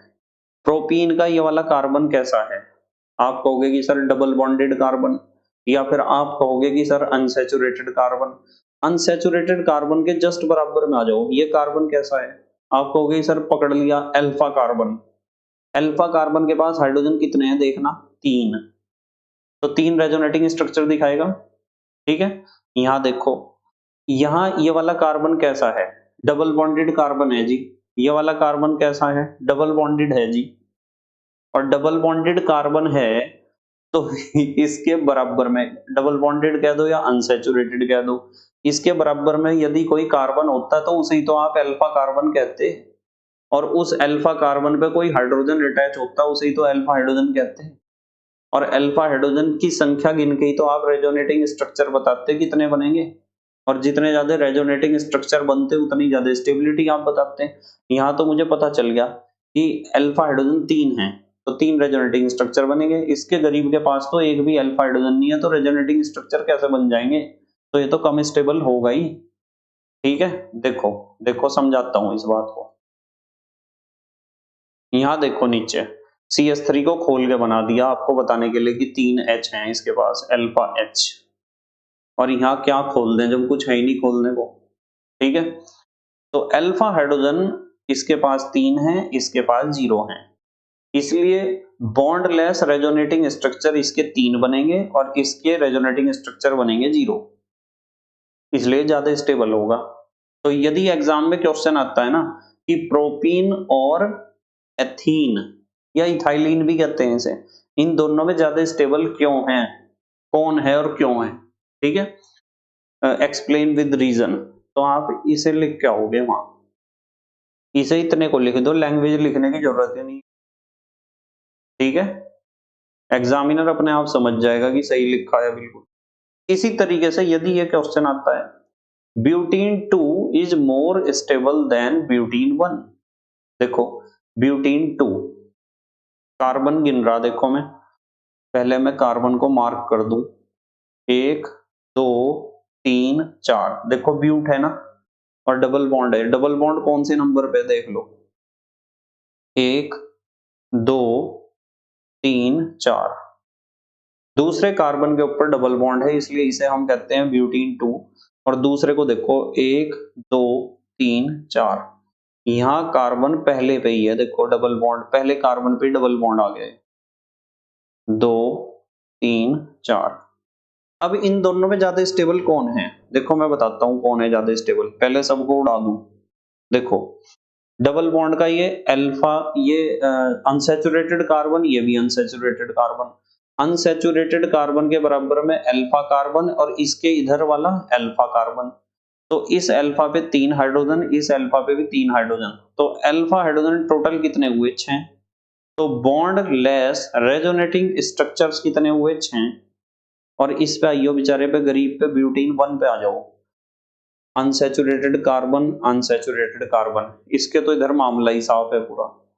इस वाले अनसैचुरेटेड कार्बन के जस्ट बराबर वाला carbon alpha carbon, alpha carbon के पास बेचारे के पास 2 ही हाइड्रोजन एटम है, तो यहाँ अल्फा हाइड्रोजन एटम सिर्फ 2 हुए, तो बॉन्ड लेस रेजोनेटिंग स्ट्रक्चर्स केवल 2 हुए। तो एक में तो रेजोनेटिंग स्ट्रक्चर 6 हैं और एक में सिर्फ 2 ही हैं, तो आपको पता ही है जिसके जितने ज्यादा रेजोनेटिंग स्ट्रक्चर वो उतना ही ज्यादा स्टेबल, इसलिए butene 2 is more stable then butene 1। बताओ समझ में आया क्या, आ जाओ। तो पहला इफेक्ट तो ये है कि आप एल्कीन की यानी अनसैचुरेटेड हाइड्रोकार्बन की यानी डबल बॉन्डेड हाइड्रोकार्बन की स्टेबिलिटी चेक कर सकते हो on the basis of hyper conjugation. And now हम मूव करते हैं नंबर 2 बॉन्ड लेंथ पर। बॉन्ड लेंथ, देखो मैं एक बहुत बढ़िया बात बताता हूं आपको कि जब आप रेजोनेंस को देखते हो ना, इसे देखो यहाँ आप हाइपर कॉन्जुगेशन या नॉन बॉन्ड रेजोनेंस को देख रहे, तो यहाँ सिंगल बॉन्ड था पर क्या बन गया, सिंगल बॉन्ड देखना डबल बॉन्ड, यहाँ डबल बॉन्ड था वहां सिंगल बॉन्ड बन गया, तो ये था हमारा मेन कंपाउंड। तो सिंगल बॉन्ड जो है ना, हाइपर कॉन्जुगेशन की वजह से इसकी बॉन्ड लेंथ क्या होती है, घट जाती है। ठीक है, सिंगल बॉन्ड कार्बन कार्बन के बीच जो सिंगल बॉन्ड है ना, इसकी नॉर्मल बॉन्ड लेंथ होती है, नॉर्मल बॉन्ड लेंथ होती है 1.54 एंगस्ट्रॉम, पर आपको पता है कि ये हाइपर कॉन्जुगेशन की वजह से सिंगल बॉन्ड में डबल बॉन्ड वाला करेक्टर आ जाएगा। और जब डबल बॉन्ड वाला करेक्टर आएगा तो आपको पता है कि ओवरलैपिंग ज्यादा होगी ऑर्बिटल्स के बीच में, तो बॉन्ड लेंथ तो घटेगी। तो हाइपर कॉन्जुगेशन की वजह से, मतलब नॉर्मली तो कार्बन कार्बन की बॉन्ड लेंथ 1.54 एंगस्ट्रॉम होती है, पर जब आप इस स्ट्रक्चर को देखते हो 1 2 3 यानी प्रोपीन को देखते हो, तो प्रोपीन में दूसरे और तीसरे कार्बन का जो सिंगल बॉन्ड है उसकी bond length normal single bond की बॉन्ड लेंथ ना होके घट के 1.50 एंगस्ट्रॉम हो जाती है। तो एग्जामिनर क्वेश्चन पेपर सेटर इस तरह पूछ सकता है कि प्रोपीन में दूसरे और तीसरे कार्बन के बीच जो सिंगल बॉन्ड है उसकी बॉन्ड लेंथ होनी तो चाहिए 1.54 एंगस्ट्रॉम, पर होती है 1.5 एंगस्ट्रॉम। ये बॉन्ड लेंथ क्यों घटी? तो आप एक लाइन में जवाब लिखोगे ड्यू टू हाइपर कॉन्जुगेशन। तो सिंगल बॉन्ड में डबल बॉन्ड का करैक्टर आ गया, और जब सिंगल बॉन्ड में डबल बॉन्ड घुस गया आगे, उसमें बीमारी घुस गई, उसमें विकार आ गया, तो फिर तो वो सिंगल बॉन्ड से डबल बॉन्ड की तरफ को अपना इफेक्ट दिखाएगा ही, इसलिए बॉन्ड लेंथ घट जाती है। और यहाँ देखो पहले और दूसरे कार्बन के बीच डबल बॉन्ड है, पर आपको पता है हाइपर कॉन्जुगेशन की वजह से डबल बॉन्ड में सिंगल बॉन्ड का करेक्टर आ जाएगा, और जब सिंगल बॉन्ड का करेक्टर आ जाएगा तो नॉर्मली डबल बॉन्ड की लेंथ जो होती है 1.34 एंगस्ट्रॉम होती है, पर आपको इस प्रोपीन में डबल बॉन्ड की बॉन्ड लेंथ थोड़ी सी 1.34 एंगस्ट्रॉम से बड़ी भी दिखाई देती है, जिसका रीजन ये हाइपर कॉन्जुगेशन ही है। तो सीधी सी बात पता क्या है? सीधी सी बात बॉन्ड लेंथ के बारे में ये है कि हाइपर कॉन्जुगेशन के कारण सिंगल बॉन्ड की बॉन्ड लेंथ कुछ घट जाती है, क्योंकि उसमें डबल बॉन्ड का इफेक्ट आ जाता है, जबकि डबल बॉन्ड की बॉन्ड लेंथ कुछ बढ़ जाती है क्योंकि उसमें सिंगल बॉन्ड का इफेक्ट आ जाता है, जैसा कि मैंने यहां समझाया आपको। तो दूसरा इफेक्ट ये था कि बॉन्ड लेंथ डबल बॉन्ड की तो कुछ बढ़ जाएगी, सिंगल बॉन्ड की कुछ घट जाएगी, क्योंकि डबल बॉन्ड में तो सिंगल बॉन्ड का इफेक्ट आएगा और सिंगल बॉन्ड में डबल बॉन्ड का आएगा। ये हाइपर कॉन्जुगेशन का बॉन्ड लेंथ पर होने वाला इफेक्ट है। तीसरा इफेक्ट हमें डिस्कस करना है स्टेबिलिटी ऑफ कार्बोनियम आयन। जो कार्बोनियम आयन इन्हें कहते हैं, देखो जैसे टर्सरी कार्बोनियम आयन है, सेकेंडरी कार्बोनियम आयन है, प्राइमरी कार्बोनियम आयन है, मिथाइल कार्बोनियम आयन है, इन्हें कार्बोकैटायन भी कहते हो आप, हिंदी में कहते हैं कार्ब धनायन। तो इसमें क्या होता है, इस सी पॉजिटिव की शक्ल देख लो ध्यान से, यानी इलेक्ट्रॉन निकला हुआ है इसमें से।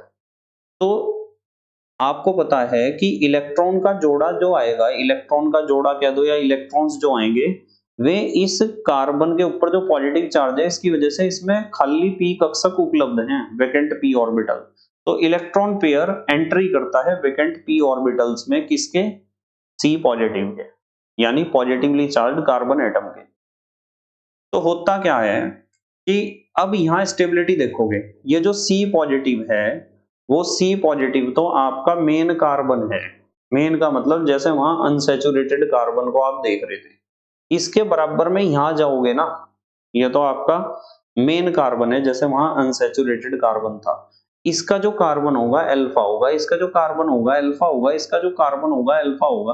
तो टर्सरी कार्बोकैटायन या टर्सरी कार्बोनियम आयन में आपके पास अल्फा कार्बन कम से कम 3 होंगे।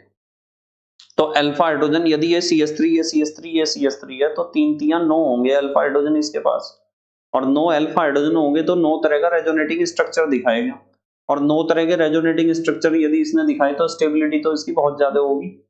और यहाँ जाओ आप, ये तो आपका मेन कार्बन है, इसके जस्ट बराबर वाला एक यहाँ हो सकता है, यहाँ हो सकता है, तो इसके पास 2 एल्काइल ग्रुप हैं। इस कार्बोकैटायन या कार्बोनियम आयन के पास 2 एल्काइल ग्रुप हैं, और इसके पास केवल एक एल्काइल ग्रुप है, ये तो मेन कार्बन है, इसके पास केवल एक, और बेचारे के इसके पास एक भी एल्काइल ग्रुप अटैच नहीं है, यानी अल्फा हाइड्रोजन है ही नहीं इसके पास। तो इसलिए आपका जो टर्सरी कार्बोनियम कार्बोनियम आयन होता है या कार्बोकैटायन टर्सरी जो होता है वो सबसे ज्यादा स्टेबल होता है, क्योंकि सबसे ज्यादा रेजोनेटिंग स्ट्रक्चर ये दिखाता है। सेकेंडरी उससे कम, प्राइमरी उससे कम, और मिथाइल सबसे ही कम। ठीक है, जैसे यहाँ एक एग्जांपल दिया गया है, इसे समझो आप, इस एग्जांपल से आप पकड़ बना जाओगे बढ़िया। देखो main carbon, alpha carbon, alpha carbon, alpha carbon, 3 तिया 9, अल्फा हाइड्रोजन कितने हो गए 9, तो रेजोनेटिंग स्ट्रक्चर 9 ही तो दिखाएगा ये। यहाँ आ जाओ सेकेंडरी पे। सेकेंडरी पे एक तो ये अल्फा कार्बन है, एक अल्फा कार्बन, हाइड्रोजन कितने हुए 3 दूनी 6। अल्फा हाइड्रोजन यहाँ घट के 6 हो गए तो रेजोनेटिंग स्ट्रक्चर घट के 6 हो जाएंगी, स्टेबिलिटी भी इसकी घट जाएगी। इस कार्बन के जस्ट बराबर वाला अल्फा कार्बन, तो अल्फा हाइड्रोजन कितने दिखाई दे रहे हैं अल्फा कार्बन के ऊपर 3, तो रेजोनेटिंग स्ट्रक्चर घट के 3 होगी। और इस मेन कार्बन के पास, बेचारे के पास एक भी अल्फा कार्बन नहीं है, अल्फा कार्बन नहीं है तो अल्फा हाइड्रोजन भी इसका 0 होगा, तो ये कोई भी रेजोनेटिंग स्ट्रक्चर नहीं दिखाएगा, इसलिए सबसे कम स्टेबल होगा, सबसे कम स्टेबल यही होगा। ठीक है, अब देखो हाइपर कॉन्जुगेशन इन इथाइल कार्बोनियम आयन, ये इथाइल है CH2, इसके आगे यहाँ एक बॉन्ड ये पॉजिटिव है, पॉजिटिव कार्बोनियम आयन है ना, carbocation CH2 single bond CH3। अब आप देख रहे हैं कि इसके पास आपको एक चीज नजर आ रही होगी, आपको ये क्या दिख रहा, अल्फा हाइड्रोजन, ये क्या है अल्फा हाइड्रोजन, ये क्या है अल्फा हाइड्रोजन, ये तो ये जो था ना आपके पास, ये तो आपका मेन कार्बन था, और मेन कार्बन माने जहां एक्टिव साइट है उसके बराबर वाला ये अल्फा कार्बन है जो ब्लू कलर का मैंने बनाया, और अल्फा कार्बन के ऊपर अटैच हाइड्रोजन ये अल्फा हाइड्रोजन है। बारी बारी से एक एक यहाँ जाएगा, तो पहले ऊपर वाला गया, देखो ऊपर वाले के इलेक्ट्रॉन यहाँ डबल बॉन्ड बना लिया तो फिर पॉजिटिव चार्ज तो खत्म होना ही है। फिर क्या हुआ, इसे देखो इसने अपना बॉन्ड के दोनों इलेक्ट्रॉन उसे दे दिए, और फिर नीचे वाले ने दे दिए। हमें पता है इसके पास 3 अल्फा हाइड्रोजन है तो 3 ही रेजोनेटिंग स्ट्रक्चर बनेंगी, पहला, दूसरा रेजोनेटिंग स्ट्रक्चर और तीसरा रेजोनेटिंग स्ट्रक्चर, 3 ही रेजोनेटिंग स्ट्रक्चर बनेंगी इसके पास। ठीक है, आ जाता है कभी कभी कि हाइपर कॉन्जुगेशन बताओ इथाइल कार्बोनियम आयन में। और चौथा हमें जो पढ़ना है stability of organic free radical, जो फ्री रेडिकल है उसका इफेक्ट भी बिल्कुल ऐसा ही है जैसा कार्बोनियम आयन का था, कार्बोकैटायन का। देखो इनके जो फ्री रेडिकल के जो इलेक्ट्रॉन्स है ना, वो पार्शियली फिल्ड p ऑर्बिटल्स, और कार्बन का जो फ्री रेडिकल वाला कार्बन है उसमें आंशिक रूप से भरे हुए p ऑर्बिटल्स होते हैं, या इनकम्प्लीट p ऑर्बिटल्स, उसमें चले जाते हैं इलेक्ट्रॉन। और इसका भी इफेक्ट बिल्कुल ऐसा ही है कि टर्सरी फ्री रेडिकल सबसे ज्यादा स्टेबल होगा, सेकेंडरी उससे कम, और प्राइमरी उससे कम, सबसे कम मिथाइल। देखो टर्सरी, फिर सेकेंडरी, फिर प्राइमरी, फिर मिथाइल, ऐसा बिल्कुल इसी कारण से होगा जिस कारण से कार्बोकैटायन में हमने पढ़ा है। देखो अल्फा हाइड्रोजन बताओ कितने हैं, ये अल्फा कार्बन है ना, ये तो आपको समझ में आ रहा होगा, ये तो मेन कार्बन है, अल्फा कार्बन ये हैं तीनों टर्सरी में। तो टर्सरी ब्यूटाइल फ्री रेडिकल को जब आप देखोगे तो अल्फा हाइड्रोजन आपको 9 दिखाई देंगे, तो रेजोनेटिंग स्ट्रक्चर 9 ही तो बनेंगी। कितनी बनेगी रेजोनेटिंग स्ट्रक्चर, 9 बनेगी रेजोनेटिंग स्ट्रक्चर। अब आप इस पे आ जाओ अगले वाले पे, इसके पास ये तो मेन कार्बन है, ये दोनों अल्फा, तो यहाँ आइसोप्रोपाइल ग्रुप फ्री रेडिकल है, आइसोप्रोपाइल वाला फ्री रेडिकल, इसमें अल्फा हाइड्रोजन 6 है तो रेजोनेटिंग स्ट्रक्चर 6 बनेगी, स्टेबिलिटी घट जाएगी। और ये तो मेन कार्बन है, ये है अल्फा कार्बन, अल्फा कार्बन के पास 3 हाइड्रोजन है, तो इथाइल फ्री रेडिकल में अल्फा हाइड्रोजन 3 है, तो रेजोनेटिंग स्ट्रक्चर भी 3 बनेंगे, स्टेबिलिटी इसकी और भी ज्यादा घटेगी। और मिथाइल फ्री रेडिकल को जब आप देखोगे तो अल्फा हाइड्रोजन बेचारे के पास है ही नहीं, जब अल्फा कार्बन ही नहीं है तो रेजोनेटिंग स्ट्रक्चर इसके कितने बनेंगे 0, इसका मतलब सबसे कम स्टेबल होगा। इसी तरीके से आप देख सकते हो हाइपर कॉन्जुगेशन इन इथाइल फ्री रेडिकल, जैसे आपने इथाइल कार्बोकैटायन या कार्बोनियम आयन में आपने देखा हाइपर कॉन्जुगेशन बिल्कुल ऐसा ही है। देखो आपको यहाँ दिखाई दे रहे कि ये तो मेन कार्बन है और ये है अल्फा कार्बन, अल्फा कार्बन के पास हाइड्रोजन कितने हैं, अल्फा हाइड्रोजन 3 है, तो तीनों बारी बारी से अपने बॉन्ड के इलेक्ट्रॉन को देंगे, स्टेबिलिटी 3 अल्फा हाइड्रोजन की वजह से आएगी, और 3 तरह के रेजोनेटिंग स्ट्रक्चर बनेंगे। देखो ऊपर वाले ने दिया, लेफ्ट वाले ने और नीचे वाले ने, ये बात आपको भली भांति समझ में आ रही होगी आप हाइपर कॉन्जुगेशन कैसे होता है। पांचवा जो इसका इफेक्ट है वो है directive influence of alkyl groups in aromatic substitution. मान लो आपके पास कोई बेंजीन रिंग है, एरोमेटिक रिंग होती है ना बेंजीन रिंग, और बेंजीन रिंग के ऊपर अटैच है कोई अल्काइल ग्रुप जैसे CH3 या C2H5। तो CH3 या C2H5 का जो C है ना, CH3 या C2H5 का जो C है वो अल्फा कार्बन है, और CH3 है तो समझ जाओ अल्फा कार्बन है, तो उसके ऊपर तीनों हाइड्रोजन जो अटैच हैं अल्फा हाइड्रोजन है, और अल्फा हाइड्रोजन है तो बेचैनी तो हो रही होगी उनके, हो रही होगी ना अल्फा हाइड्रोजन के, बेचैनी, परेशानी, दुख हो रहा होगा उन्हें। तो वे तो अपनी आदत से बाज नहीं आएंगे, बीमारी तो उनके अंदर जरूर घुसेगी, और बीमारी उनके अंदर घुसेगी तो वे क्या करेंगे, अपने इलेक्ट्रॉन के जोड़े को तोड़ देंगे, ठीक है, दुनिया को परेशान करने के लिए, जिसकी वजह से बेंजीन रिंग का ऑर्थो और पैरा जो पोजीशन होगी उनके ऊपर इलेक्ट्रॉन की डेंसिटी बढ़ जाएगी और वे दोनों साइट एक्टिवेट हो जाएंगी, इसलिए alkyl group ortho para director होते हैं। चलो एक्सप्लेन करता हूं इस बात को। देखो हमारे पास ये बेंजीन रिंग है, ये बनाई हमने, ध्यान से समझना आप बिल्कुल, ये बेंजीन रिंग है हमारे पास, यहाँ बनाता हूँ एक बॉन्ड, यहाँ बनाता हूँ एक यहाँ, और इसके ऊपर जुड़ा हुआ है कार्बन एटम, और CH3 ग्रुप जोड़ते हैं, चलो CH3, ये जोड़ दिया CH3 ग्रुप, ठीक है। अब आपको ध्यान रखना है कि ये वाला जो कार्बन है ना, यहाँ यहाँ एक कार्बन है, वो तो मेन कार्बन है, डबल बॉन्ड वाला ना, अनसैचुरेटेड कार्बन। ये वाला जो कार्बन है वो है हमारा अल्फा कार्बन, और अल्फा कार्बन से जुड़े हुए तीनों हाइड्रोजन अल्फा हाइड्रोजन है। बारी बारी से नीचे आ सकते हैं, इनमें से एक कोई ला के देख लो नीचे आप, मान लो इसके दोनों इलेक्ट्रॉन यहाँ आ गए, तो यहाँ तो डबल बॉन्ड बनेगा, और जब यहाँ डबल बॉन्ड बनेगा तो ये जो कार्बन मैंने पॉइंट से बनाया है, ये कार्बन कोई 5 बॉन्ड को झेल जाएगा, नहीं तो इस वाले पाई बॉन्ड के दोनों इलेक्ट्रॉन यहाँ से इस कार्बन के सिर पे आके बैठेंगे यहाँ, और जब इसके सिर पे आके बैठ जाएंगे तो स्थिति पता क्या बनेगी, ये बनेगी, देखो ये हमारा बेंजीन रिंग है,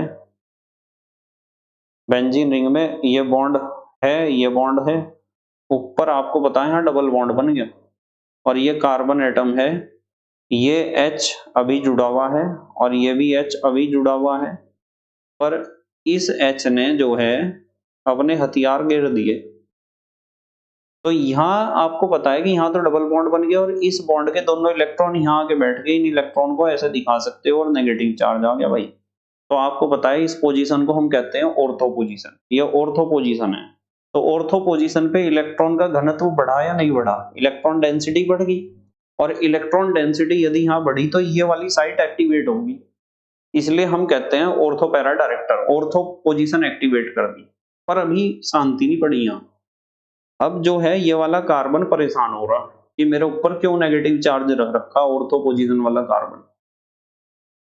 जब ऑर्थो पोजीशन वाला कार्बन परेशान है तो फिर क्या होगा कि ये दोनों इलेक्ट्रॉन यूं कहेंगे कि हम तो यहाँ बनाएंगे भाई डबल बॉन्ड, तो अब इस पाई बॉन्ड के दोनों इलेक्ट्रॉन इस कार्बन के सिर पे जाके बैठेंगे, इसे दुखी करेंगे, तो स्थिति क्या बनेगी, स्थिति ये बनेगी कि ये तो आपका बेंजीन रिंग है, ये तो आपका बेंजीन रिंग है, ये डबल बॉन्ड मजे मार रहा है, यहाँ एक कार्बन है, ये H पॉजिटिव है बेघर होके बैठा हुआ, और ये H है और ये H है, और बेटे यहाँ बन गया डबल बॉन्ड, ये बॉन्ड है ही हमारे पास, और इस पाई बॉन्ड के दोनों इलेक्ट्रॉन यहाँ आके बैठ गए इस कार्बन को दुखी करने, नेगेटिव चार्ज ले, थोड़ी देर बाद इसे भी दुखी होना, और इसे दुखी होके ये इन इलेक्ट्रॉनों को अपने पास से धक्का देगा, इन्हें यूं कहेगा कि यहाँ जाके बॉन्ड बनाओ, मेरा ना दिमाग खराब करो, फिर इस वाले पाई बॉन्ड के दोनों इलेक्ट्रॉन इस कार्बन को दुखी करेंगे जाके,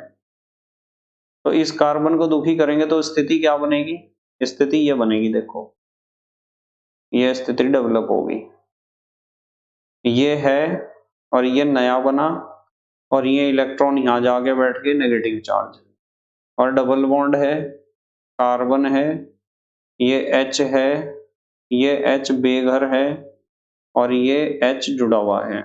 अब देखो ध्यान से आपको एक बात देखने को मिल रही होगी कि एक तो ऑर्थो पोजीशन को, एक मेटा पोजीशन को, सॉरी पैरा को, और एक ऑर्थो को, इन तीन पोजीशन को उस CH3 ने जो बेंजीन रिंग के ऊपर रखा हुआ है, तीनों पोजीशन के ऊपर ऑर्थो पैरा और ऑर्थो, पता है ना आपको इस चीज का।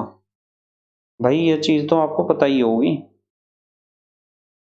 कि यदि हम बेंजीन रिंग बनाते हैं इस तरीके से, ये बेंजीन रिंग हमने बनाई, ठीक है, और इस बेंजीन रिंग के ऊपर कोई ग्रुप जुड़ा हुआ है जैसे CH3, कोई सा भी ग्रुप, तो इस वाली पोजीशन को ऑर्थो कहते हैं, इसे मेटा कहते हैं और इसे पैरा। इसी तरह इधर से आ जाओ, ऑर्थो, मेटा और पैरा, ये तो बात पता ही होगी आपको। तो यूं बताओ मुझे कि वो जो CH3 ऊपर बैठा हुआ है, उस CH3 ने ऑर्थो, पैरा और ऑर्थो पोजीशन के ऊपर इलेक्ट्रॉन डेंसिटी बढ़ाई या नहीं बढ़ाई? बढ़ाई ना। इलेक्ट्रॉन डेंसिटी जहां जहां बढ़ाई में ऑर्थो और पैरा पोजीशन थी, इसलिए CH3 यहाँ ऑर्थो पैरा डायरेक्टर की तरह बिहेव कर रहा है। तो directive influence of alkyl groups in aromatic substitution, alkyl groups such as CH3, C2H5, etc. are ortho and para directive due to hyperconjugation. Alkyl groups increase the electron density at ortho and para position. Electron density बढ़ा दी देखो, यहाँ आप इन structure को देख सकते हो, अभी मैंने आपके सामने एक्सप्लेन करी, ठीक है बेटे। तो बस आज तो हम इतना ही पढ़ेंगे बस। हाइपर कॉन्जुगेशन हमने पूरा पढ़ लिया कि हाइपर कॉन्जुगेशन की जरूरत क्यों पड़ी। दूसरी बात हमने पढ़ी कि हाइपर कॉन्जुगेशन किसे कहते हैं। तीसरी बात हमने पढ़ी कि हाइपर कॉन्जुगेशन के कौन कौन से एप्लीकेशन या इफेक्ट हैं, ठीक है। बस आज इतना ही पढ़ेंगे। मेहनत और ईमानदारी से पढ़ाई करते रहो और अपने हैंड रिटन नोट्स बनाते रहो। तो thank you very much for watching this video. Okay, bye.